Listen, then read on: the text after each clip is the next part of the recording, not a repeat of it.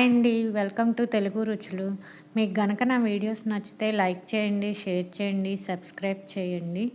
ఈరోజు మనం సింపుల్‌గా దొండకాయ ఎగ్ బుజ్జి కర్రీ ఎలా తయారు చేయాలో చూద్దామండి. చాలా బాగుంటుంది.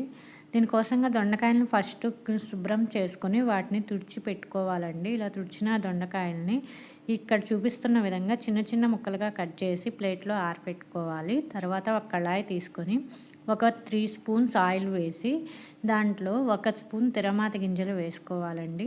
వాటిని కొంచెం దోరగా వేయించుకోవాలి. అలా వేగిన తర్వాత మనం కట్ చేసుకున్న ఒక 2 ఆనియన్స్‌ని కూడా దీంట్లో వేసుకొని వేయించుకోవాలండి. ఇలా ఆనియన్స్ వేగుతుండగానే కొంచెం కరివేపాకు కూడా వేసుకొని వీటి మొత్తాన్ని కూడా కలుపుకోవాలండి. ఈ ప్రాసెస్ అంతా కూడా సిమ్‌లోనే జరగాలండి. సిమ్‌లో పెట్టుకొని వీటన్నిటిని కూడా వేయించుకోవాలండి. ఇలాగా ఆనియన్స్, కరివేపాకు మొత్తం వేగటానికి మనం కొంచెం సాల్ట్ వేసుకుందామండి. సాల్ట్ వేస్తే ఆనియన్స్ తొందరగా మగ్గుతాయి. అందుకని 1 స్పూన్ సాల్ట్ వేసుకొని దీన్ని ఇక్కడ చూపిస్తున్న విధంగా కలుపుతూ దోరగా వేయించుకోవాలండి. ఇలా వేయించుకున్న తర్వాత మనం కొంచెం 1 స్పూన్ పసుపు వేసుకోండి. ఈ పసుపు కూడా వేసుకొని బాగా కలుపుకోండి. ఇలా మొత్తం దోరగా వేగాలండి. ఆనియన్స్ అన్నీ కూడా బాగా దోరగా వేగాలి. ఇలా బాగా వేగిన తర్వాత దీంట్లో మనం ఆల్రెడీ కట్ చేసి పెట్టుకున్నటువంటి దొండకాయ ముక్కలు మొత్తాన్ని కూడా వేసుకోవాలి. ఇలా దొండకాయ ముక్కలు అన్నీ వేసుకొని వీటన్నిటిని కూడా కలుపుతూ ఉండాలి. సిమ్‌లోనే ఉంచుకొని మనం వేసిన దొండకాయ ముక్కలన్నిటినీ కూడా 2 నిమిషాలకు ఒకసారి కలుపుతూ ఉండాలి. ఇలా దొండకాయ ముక్కలన్నీ కూడా బాగా వేగాలండి.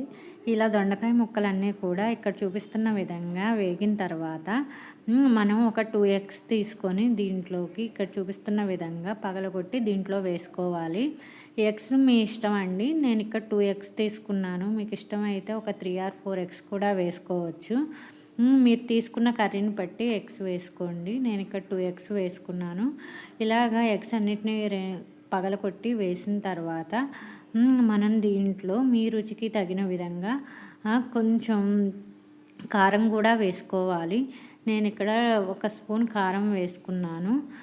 అలాగనే కారం వేసిన తర్వాత దీంట్లో 1 స్పూన్ ధనియాల పొడి కూడా వేసుకుంటే టేస్ట్ చాలా బాగుంటుంది.